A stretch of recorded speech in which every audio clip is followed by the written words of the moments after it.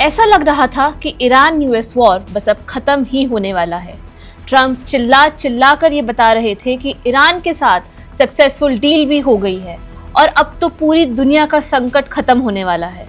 लेकिन अचानक अमेरिकी सेना की तरफ से शुरू हो जाता है ईरानियन नेवी पर जबरदस्त हमला। 3 महीने तक ट्रंप और नेतन्याहू को स्ट्रेट ऑफ हॉर्मुज में लगातार हराने के बाद ईरान की सेना ने अब एक बहुत ही बड़ा संदेश जारी किया है, और ये संदेश सिर्फ अमेरिका के लिए नहीं बल्कि पूरी दुनिया के लिए है, क्योंकि ईरान ने साफ कह दिया है, अगर हम पर दोबारा हमला हुआ तो हमारा जवाब पहले से ज्यादा तीव्र, ज्यादा भारी और ज्यादा शक्तिशाली होगा।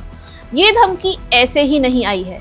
याद रखिए 28 फरवरी 2026 को अमेरिका और इजराइल ने मिलकर ईरान पर बड़े पैमाने पर हमले शुरू किए थे। इसके बाद मिडिल ईस्ट में एक ऐसा युद्ध शुरू हुआ जिसने पूरी दुनिया को हिलाकर रख दिया।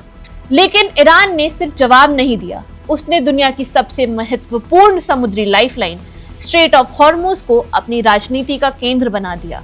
डेटा कहता है कि दुनिया के समुद्री रास्ते से जाने वाले तेल का लगभग 20% इसी स्ट्रेट ऑफ हॉर्मुज से गुजरता है। अगर ये रास्ता रुक जाए तो पूरी दुनिया में तेल की कीमतें उछल सकती हैं, और पिछले 3 महीनों से यही ईरान का सबसे बड़ा दबाव बिंदु रहा है।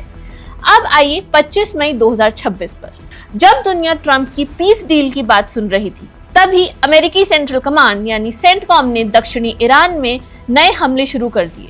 अमेरिका का दावा है कि उसने मिसाइल लॉन्च साइट्स और उन नौकाओं को निशाना बनाया जो हॉर्मुज में माइंस बिछाने की कोशिश कर रही थी। लेकिन ईरान इसे अलग तरीके से देख रहा है। तेहरान का सवाल है, अगर शांति वार्ता चल रही थी, अगर सीज फायर लागू था, तो फिर अमेरिकी मिसाइलें क्यों चल रही थी? अमेरिकी हमलों में कम से कम 4 IRGC सदस्यों के मारे जाने की खबर सामने आई है। बंदर अब्बास और उसके आसपास धमाकों की रिपोर्ट भी आई। लेकिन इसके बाद जो हुआ उसने पूरे क्षेत्र का तापमान बढ़ा दिया।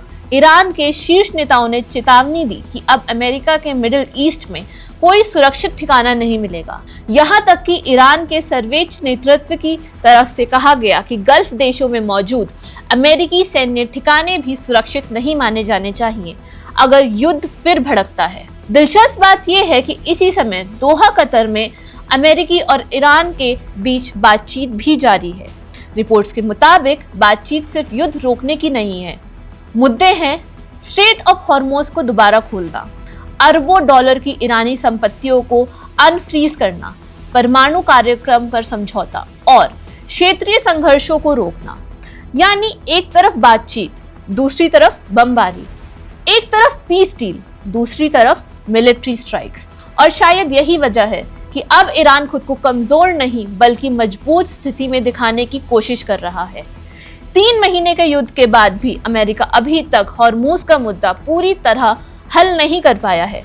शांति समझौता अभी भी साइन नहीं हुआ है, और ईरान अब खुलेआम कह रहा है कि अगर उस पर हमला हुआ तो अगला जवाब पहले से कई ज्यादा बड़ा होगा। अब सबसे बड़ा सवाल, क्या ट्रंप जिस हिस्टोरिक ईरान डील की बात कर रहे हैं वो सचमुच होने वाली है, या फिर हॉर्मुज में हुई ये नई टक्कर पूरे मिडिल ईस्ट को एक बार फिर बड़े युद्ध की तरफ धकेल देगी? क्योंकि फिलहाल ईरान पीछे हटता हुआ नहीं दिख रहा और उसका संदेश बिल्कुल साफ है, हम पर हमला मत करो, क्योंकि अगला जवाब पहले से भी ज्यादा भारी होगा। क्या आपको लगता है कि 3 महीने की लड़ाई के बाद ईरान अब अमेरिका पर दबाव बनाने में सफल रहा है, या अमेरिका की नई सैन्य कार्रवाई हालात बदल देगी? कमेंट करके अपनी राय जरूर बताइए। मैं हूं विशाखा शर्मा और आप देख रहे हैं one India Hindi. Subscribe to One India and never miss an update. Download the One India app now.